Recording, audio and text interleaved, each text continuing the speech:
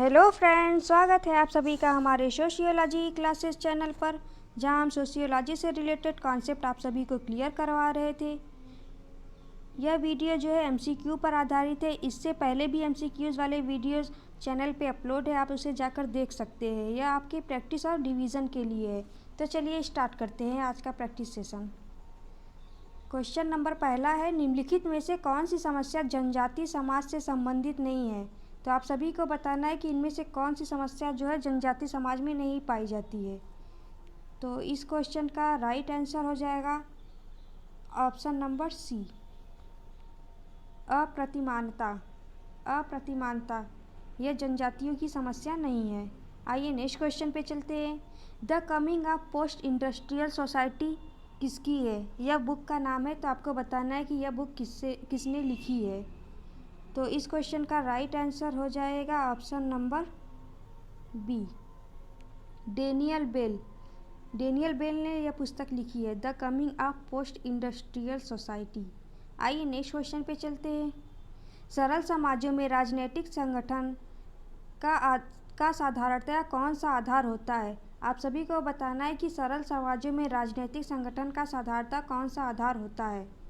तो इस क्वेश्चन का राइट आंसर हो जाएगा ऑप्शन नंबर बी, नातेदारी। आइए नेक्स्ट क्वेश्चन पे चलते हैं। भारत में समन्वित जनजाति विकास परियोजना आरंभ की गई। तो आप सभी को बताना है कि वह कौन सा वर्ष है जिसमें समन्वित जनजाति विकास परियोजना आरंभ की गई है। तो इस क्वेश्चन का राइट आंसर हो जाएगा ऑप्शन नंबर बी, 1980। आइए नेक्स्ट क्वेश्चन पे चलते हैं। विकसित औद्योगिक समाजों में व्यक्तिगत विकास की संभावनाएं कुचल दी जाती है। विचार इंगित है। यहाँ पे इंगित होगा, विचार इंगित करें। तो आप सभी को बताना है कि यह स्टेटमेंट किसने दिया है या किससे संबंधित है। तो इस क्वेश्चन का राइट आंसर होगा option number D, Marquess. Marcus, तो यह इनसे संबंधित है। आइए नेक्स्ट क्वेश्चन पे चलते हैं। सत्यशोधक समाज की स्थापना किसने की थी? काफ़ी सिंपल क्वेश्चन है, आप सभी को इसका जवाब देना होगा। चलिए, इस क्वेश्चन का राइट आंसर होगा option number D, Jyotirao Phule. इन्होंने जो है सत्यशोधक समाज की स्थापना की है। और विनोबा भावे ने, तो विनोबा भावे जो है भूदान आंदोलन से संबंधित है। भूदान आंदोलन,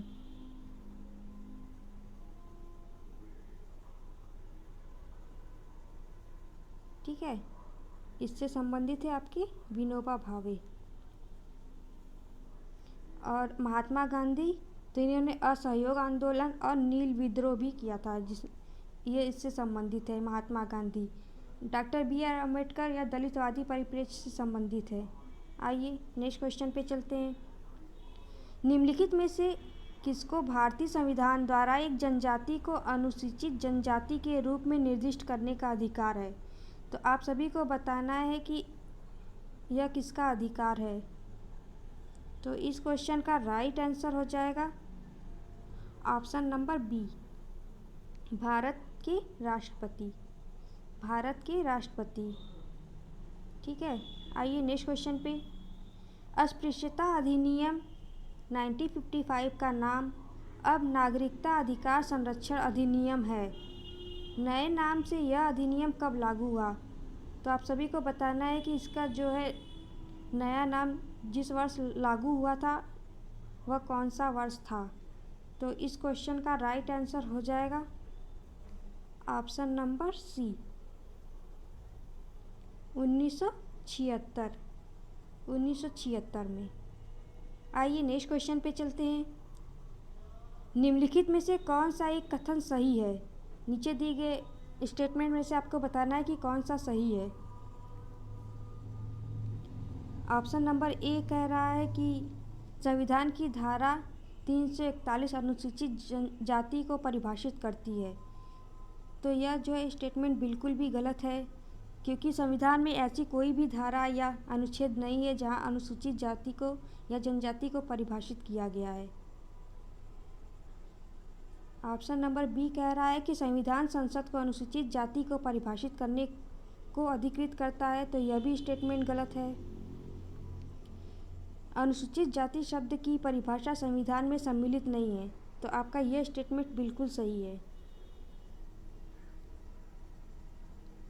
यह स्टेटमेंट बिल्कुल सही है। आइए नेक्स्ट क्वेश्चन पे चलते हैं।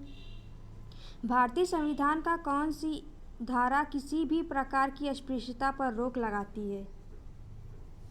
तो आपको बताना कि वह कौन सा धारा है। तो इस क्वेश्चन का राइट आंसर हो जाएगा ऑप्शन नंबर ए, धारा 17।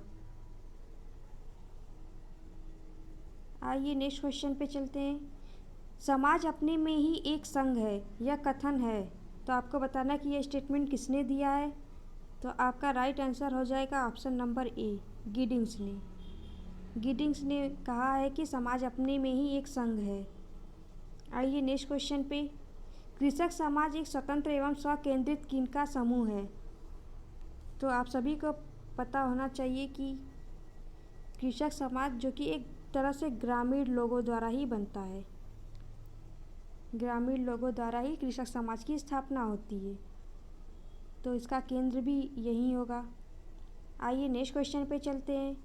स्पेंसर की मतानुसार औद्योगिक समाज की प्रमुख विशेषता है, तो आप सभी को बताना है कि स्पेंसर के अनुसार औद्योगिक समाज की प्रमुख विशेषता कौन सी है। तो इस क्वेश्चन का राइट आंसर हो जाएगा ऑप्शन नंबर ए, ऐच्छिक सहयोग। ऐच्छिक सहयोग। स्पेंसर ने दो प्रकार के समाज बताए हैं। एक है आपका सैनिक या शिकारी कह ले या युयुत्सु समाज कह ले, यानी मिलिटेंट सोसाइटी, और दूसरा है आपका औद्योगिक समाज यानी इंडस्ट्रियल सोसाइटी।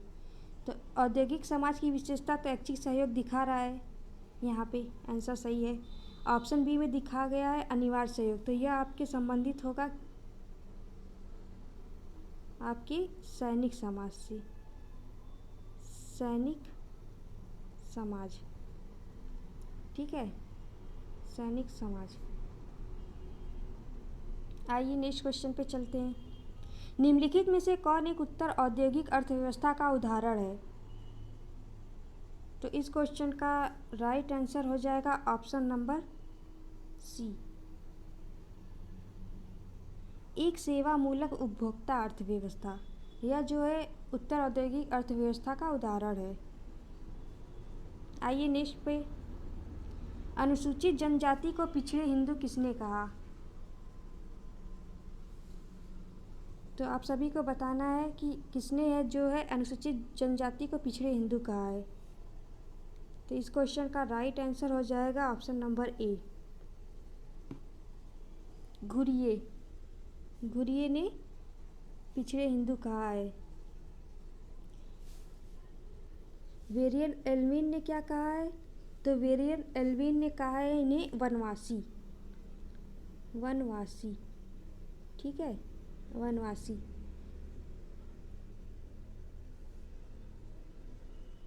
और कुछ और भी है जो जिनके अक्सर पूछे जाते कि इन्होंने जो है जनजाति को क्या कहा है।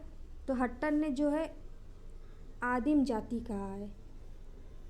हट्टन ने